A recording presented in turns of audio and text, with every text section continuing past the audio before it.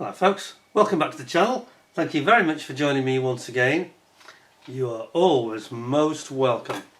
Today, something new from ICM. I'll say new, a new variant anyway. It's the US6-U5 Studebaker gasoline tank truck. Now, you may recall that I recently did the open bedded truck version of this a few months ago.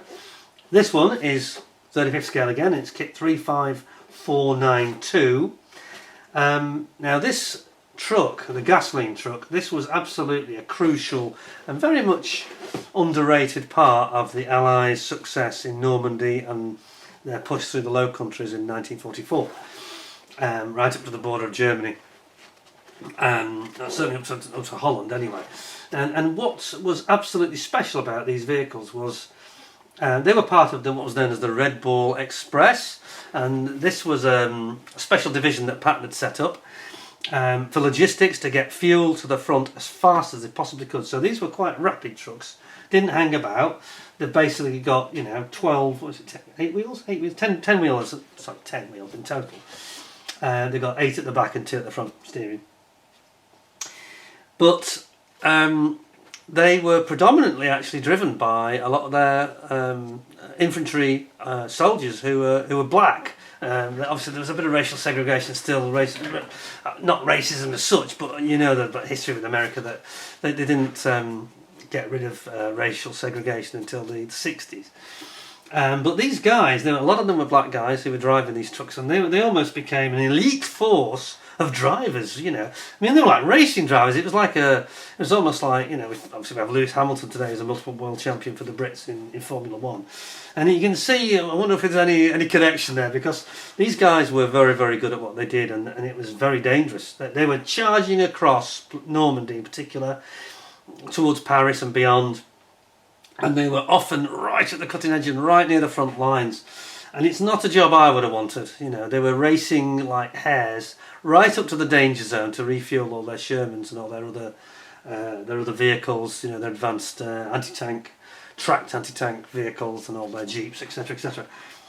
Only the USA really could have given that logistical level of support, and it was quite remarkable. And I say the Red Ball Express, there's a film about them actually, and I'm sure I started watching it on TV, but I thought it was on YouTube as well. I can't remember what it's called, but look it up. There's a film about the Red Ball Express. It may be called that. I can't remember. But these guys were remarkable what they achieved, and they showed real courage.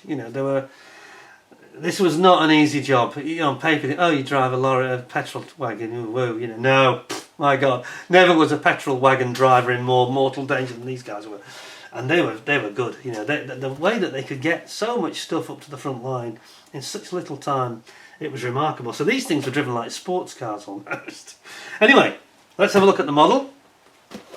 So it's brand new. It's just come in from Ukraine, from ICM. It says, modelled the famous military vehicle from the World War II era, the refueling truck variant, high detailed body, and then on the side we've got a couple of variants. We have got both World War II. Zoom it in if it'll work. It just says option 1 and option 2. I'm not sure there's a lot of difference between them visually, apart from just a couple of markings on the nose, really. It'll just be different support divisions, I guess. But I'm sure it'll tell us more inside. It also says, you might notice, quite funny, isn't it? Flammable, no smoking within 50 feet. I mean, these things, they were refueling at such speed. They would always have vapour, apart from when they're on a long run.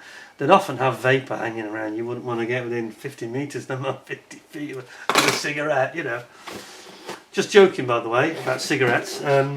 Any of you watched The Twilight Zone? They're showing the original series of The Twilight Zone on British TV from the 1950s and early 60s, late 50s, early 60s, with the creator Rod Serling, who he presents it at the beginning and presents at the end, and he always has a cigarette in his hand. I mean, the whole time. And he was sponsored by, was it Laramie? He was sponsored by a big cigarette company, and they edit all that out now, but they still show him smoking his cigarette and presenting, what's going to happen next week. Remarkable series. I actually quite like The Twilight Zone. I find it quite entertaining. Anyway, I'm digressing. Go and check that out as well. You can see a lot of documentaries about Rod Serling. His smoking didn't do him any good in the end, as many of you probably know. bit sad really, because he's a very creative guy, and he'd been a soldier in World War II as well, in the infantry, in the Pacific. In fact, he got one of the ideas for one of his stories from his own experiences, would you believe? So there you go. Right, there we are. And if Steve's watching, I know Steve's a big fan of these Studebakers, he loves these wagons. I bet he'll be watching this one. Right then, let's have a look what we got. So it's a homage to the Red Bull Express. You know, the victory in Europe couldn't have been achieved without them. Absolutely impossible, you know. I mean, don't forget they were trying to get to places like Antwerp, and when they got there, the port was pretty much wrecked, and they were still having to come from Normandy and drive all the way across France and Belgium to get to Antwerp. And it just shows how good they really were. So what does it say here? Does it mention them? I hope it does. The Studebaker US6 heavy cargo truck was developed by the Studebaker Corporation in 1941. The vehicle featured a robust design and excellent payload capacity with its 6-cylinder Hercules JXD engine producing 94 horsepower, ensuring high off-road capability. Well, this is important because they'd be having to go across fields to the front line. They were manufactured in, approximately 200,000 vehicles in different variations were manufactured in total. What? That's a lot of trucks. Wow. The Studebaker US6-U5 version was the versatile fuel tanker equipped with a 750-gallon, 2,840 litres tank from Heil. It's an unfortunate name. The tank consisted of, consisted of two tandem-mounted 375-gallon tanks with racks on the sides storing 5-gallon fuel cans, jerry cans. Conversion of the vehicles into fuel tankers took place at Hell's factory in Milwaukee, Wisconsin. Around 1,150 of these vehicles were converted into final production. They were supplied to US allies, though some speculation suggests that some fuel tankers may have also been used by units of the US Army. They were supplied to US allies, though some fuel tankers may have also been used by... Well, they definitely were used by units of the US Army, I can tell you. The Red Bull Express, look it up. Anyway, tactical information, tank capacity, yeah, we've gone through that, okay. Yeah, maximum speed, 69 kilometres, that's about 47 miles an hour, not bad at all. Range, 400 kilometres, 300 miles. Very good. Right, let's put that over there. Let's have a read about what they say. We've got some decals here. Look at the decals. Here we go. Now remember, you smokers amongst you, you keep away from this one. Look at this. I'm a bit from my zoom at the moment, it's got very jerky. Flammable. There you go. No smoking within 50 feet. Well, I'd make that meters if you got this sense, but anyway. Yeah, 375 gals in each of the two tandem tanks, as we discussed. Got the typical white star for the Allies, adopted from the Americans, of course. Maximum speed 40 miles an hour, it says. Whether that's an instruction or not, I'm not sure. But I mean, they used to even have nice decals, aren't they? They even used to have when they had these major advances and they'd got onto the highways, they'd actually have a lane, segregated lane, to give them preferential Red Bull Express treatment. They'd say Red Bull Express only. Anybody caught by the military police using these lanes could be in a lot of trouble because they were priority one and they were constantly zooming down these highways, you know, heading from Paris, for example, roaring down the highway. Absolutely brilliant. It's hard to imagine any country in the world at that time that could have matched the number of these vehicles and the efficiency with which they were managed. You know, it wasn't easy. It wasn't easy, and a lot of these guys died. You know, they were picked off by anti-tank teams and German tanks and all sorts. Not easy job. Talk about danger money. If you've ever seen The Wages of Fear, slightly different subject, but yeah, when they're driving vehicles that have got explosives, nitroglycerine, similar thing. Anyway, very dangerous job. So there we go. It's recommending paint set 3005, which I think we've seen before. Zoom you in for this. We have got here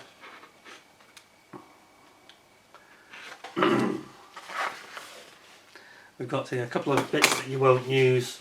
these are the bits from the open flatbed truck that we saw before.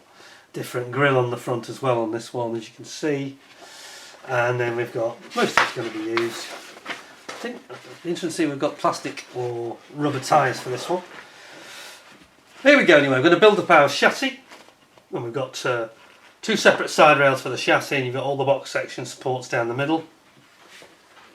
Acting as a framework, and then you're going to put in your leaf springs. We've seen this before, so I'm going to dash through this. Putting all your mounting brackets on there. You've got your front and rear bumper mounting brackets as well. Then you're going to build your engine. Engine will go together. Fairly straightforward stuff here. Radiator goes on, and then your exhaust system. Exhaust system goes on there. Then you've got your drive system, your prop shaft from front to rear. And because it drives all. It looks like it drives. It's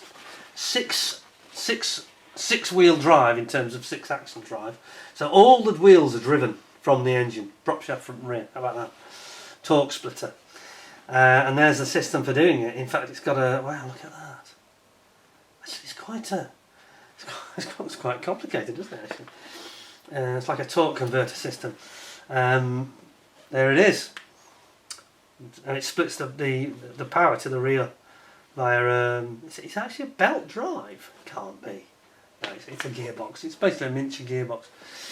And then you've got your suspension at the front coming in here.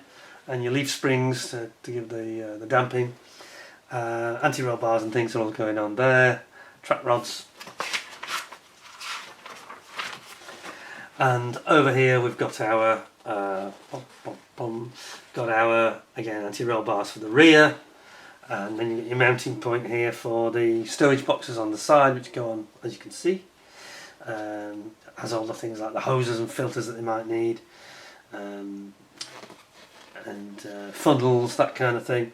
Because don't forget, if they're going to refill a little Jeep or a Sherman, they may not be able to do it with a big hose. They might have to do it just with a. They might just hand them a couple of cans and hand them a funnel or something like that. Then we've got our wheels, which look like they are. I'm glad to say they look like they are in fact plastic. ICM do some beautiful stuff, but their rubber wheels are not always the most detailed. Not quite as good as we saw from Ryefield recently on that Puma, for example. Then we've got our frontage of the building up the cab and the front bulkhead, and then you've got your windscreen going in here for the cab as well, and you've got your is that the windscreen wipers? No, it's the protectors at the side. Putting your cab top in, attaching it to the bulkhead, putting in your steering wheel, and then you got your pedals, very rudimentary pedals, manual gear change obviously. Then you've got the back of the seat. Mounting your seat in here, and then fixing that into the cabin with the floor like so. Then you've got the side, you've got some looks like radio equipment, it's the radio I think. And then you've got the back of the cabin with the window, and then you've got your mud guards, stroke wings coming in at the front, your headlights. And we have got the front grille, protector grille, to protect from any debris or shrapnel flying around hopefully, or trees. You've got your doors and your windows going in, and then you bring up this whole cabin is being brought together, doors go on, and then you bring it onto the main chassis over the engine there. And then here you've got the mounting for the spare wheel. Spare wheel going on the back of the main cab there, like so. And then you're going to build up the back now. This is the business end of this vehicle that we haven't seen before. So this is your 375 gallon fuel tanks, two of, that sit on the back. So I wonder how many. That's almost like enough to fuel up a couple of aircraft, isn't it? It's quite a lot. It'd probably fill about 10 Shermans, I think. Maybe not 10, maybe 5. I'm guessing a little bit. Okay. Anyway, then you're going to build up the floor area that it sits on, and then you've got your stowage compartments that go on the side, and where you have your hoses, etc., and your funnels. You've got your reinforced bars at the side to protect those fuel tanks from any side impact.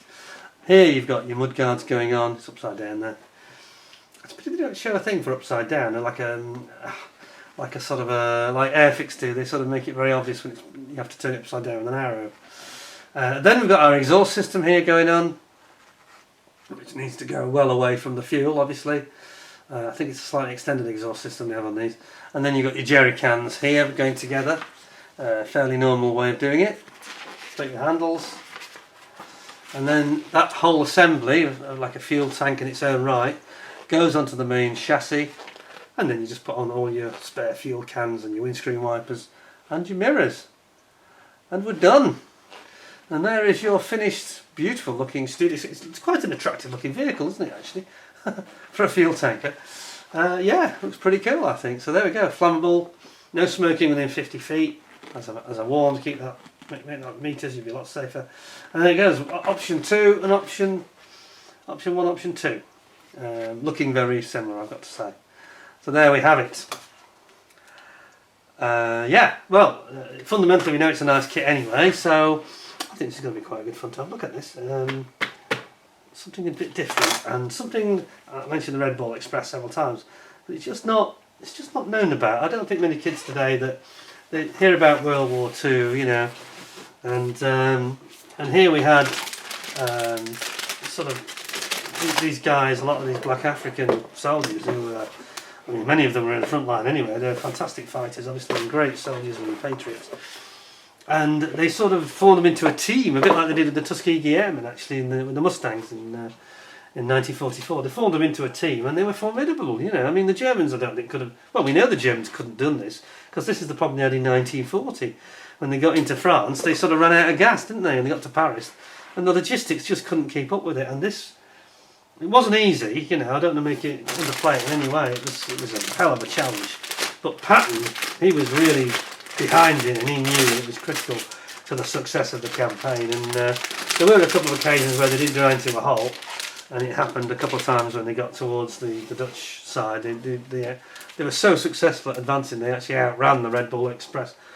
Even they couldn't keep up with them, you know, and this is what happens in war. If you advance quickly, you run out of logistics. It's the old problem.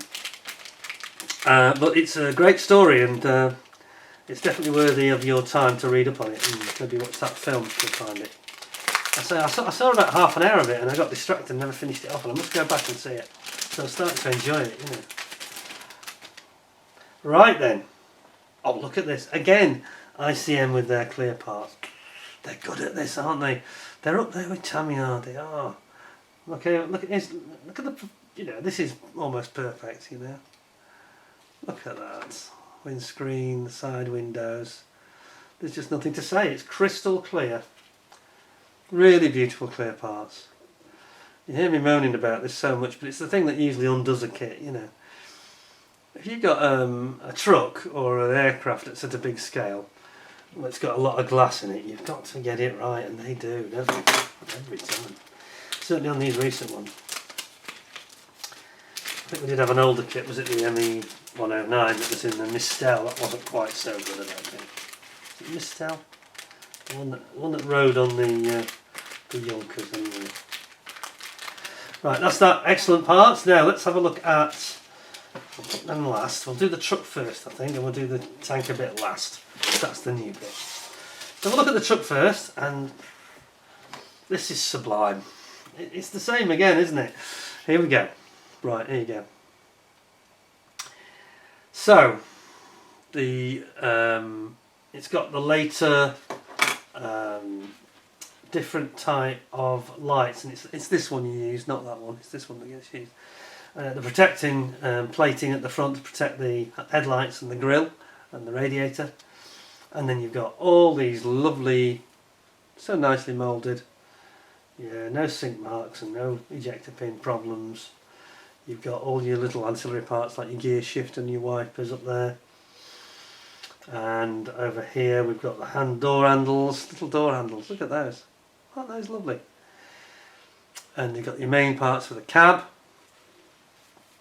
Your seats, there's the bench seat, the back of the bench seat. And your steering wheel here. That's cool, isn't it? Let's put that back into the bag. That's a beautiful sprue. Starters, that's a great start now. Second, we've got this one.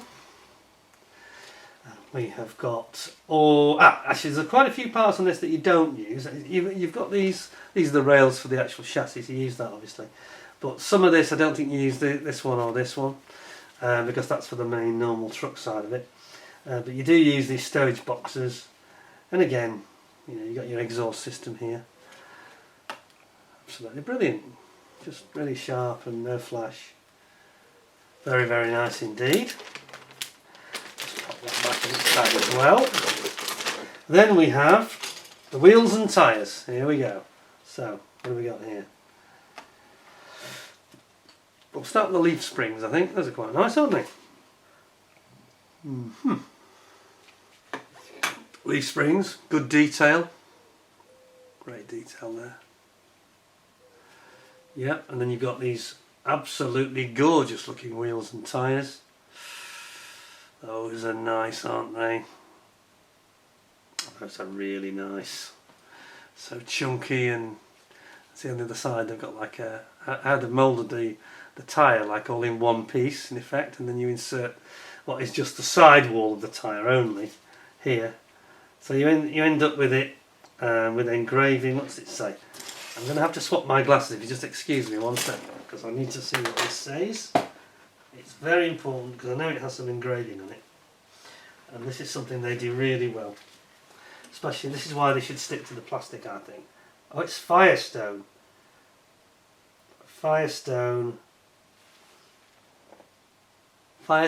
8 ply, it says. Don't know if you can make that out. I'll try and zoom it in so you can see it. I'll do my very best for you. Here we go. Can you make that out?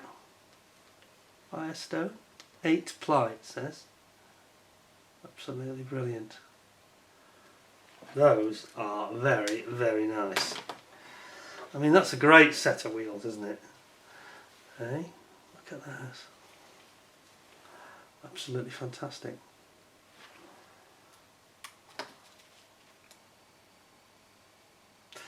Yes, it's got the disc brakes as well.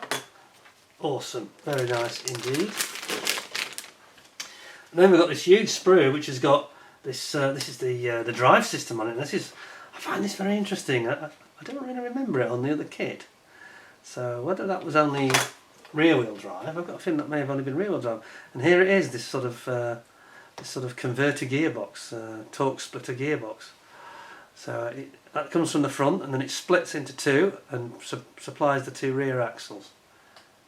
Isn't that interesting? See it on this side, as you'd see it from underneath. Obviously it has like a box that covers that, which I thought was a belt drive, but it definitely isn't. Isn't that good? All your universal constant velocity joints. That is awesome. This is a nice truck. It's even better than I thought it was going to be. Over here you've got all your anti-roll bars and things, parts of the suspension. On the other side here of the actual chassis rail. And then of course over here we've got our engine, main engine block, and your cylinder head there.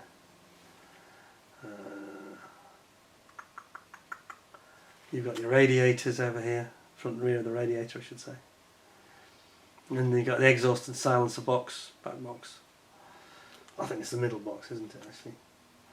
I think it had a silencer middle box and no back box on these. Yeah, and then you've got all these, you've got like the lights here, lights. And you've got your drive belts there. A little bit of shocker, there's a shocker there, a suspension shocker, damper. What's that for though? Is that for the rear? I think that's an additional damper at the rear, this assembly here, where my thumb is, with a damper. I think that's to take the extra weight because it's quite a heavy load carrier. That fuel is not light, that's for sure. Probably weighs about 1.5 tons, that fuel does. There's a lot of fuel there. Yeah, and it's a beautiful setup, isn't it? It's absolutely fantastic, that is. And again, lots and lots of small parts with no flash, no flaws, no sink marks that I can see. Just absolutely stunning, stunning injection moulding there. Beautiful. Absolutely brilliant.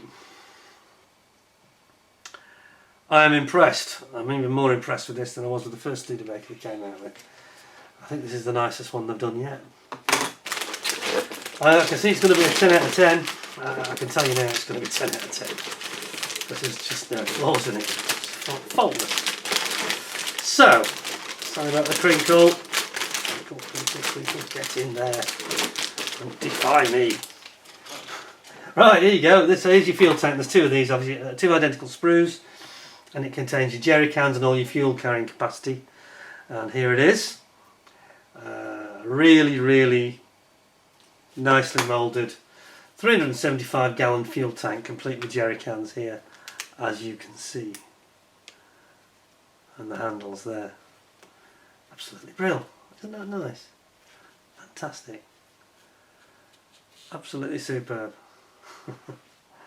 And there's two identical sprues of that, so it's two the same. And you end up with this will do really well for being heavily weathered, I think. Lots of mud and maybe a bit of snow even, because this was quite important when they had the Battle of the Bulge, of course, in December 44. Getting these guys up at the front suddenly became, quiet front became a very, very hot front. And it was absolutely critical to get the fuel to them. So that was another key priority. Put in there, put in there. What a lovely kit. I really enjoyed that. I'm not really a truck person either. Trucks are not my thing. That is just sublime. And it's retailing at about £29 I think in the UK, £29–30 thereabouts. A lot of kit there for £30. Some fantastic quality. I'm going to give it 10 out of 10. I know it's predictable, but then it will be because it's perfect, What can I say? I can't find a fault. Those tyres are so well done with the engraved Firestone in it and everything. The treads are beautiful. Absolutely lovely. Well done, ICM. Another absolute winner.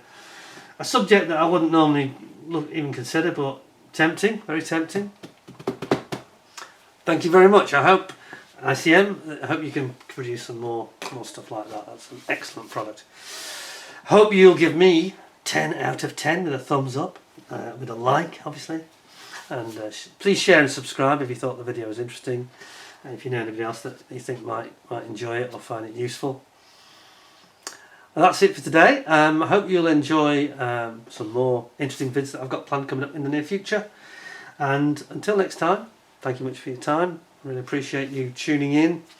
I know my vids are not the shortest, but that's probably what a lot of you tune in for. You want to see it in detail, don't you? Try to do my best to oblige. Anyway, thanks a lot for watching. Thanks for your time. Until next time, take care of yourselves. Stay well, stay safe. Try and stay cool. And see you again soon. In the meantime, thanks a lot. Bye for now.